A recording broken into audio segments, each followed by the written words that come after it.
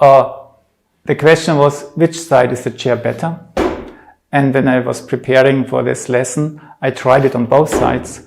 And I had the feeling when the leg is here and the moving leg is here in between, it's a little bit more geometric construction. And I'm here, and then this one is just doing this.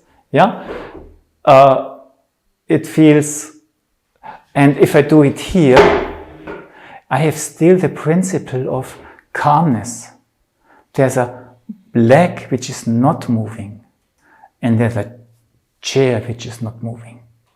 And that's this discrimination of a completely different energy on the left side and a completely different energy on the right side. That's what the exercise also is about. So that's why I would suggest to have the chair on the side where the standing leg is, and then you have all the streaming. There's no chair in the way when it streams.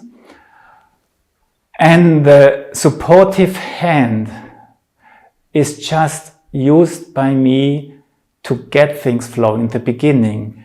I can use the tonus in the hand, a little bit of tension in the hand to start moving energy. Yeah? So in the beginning I can help with the hand to create this energy flowing forward. But after a while, your body and your inner attitude knows how to do it. You don't need a hand, and you do the same thing, just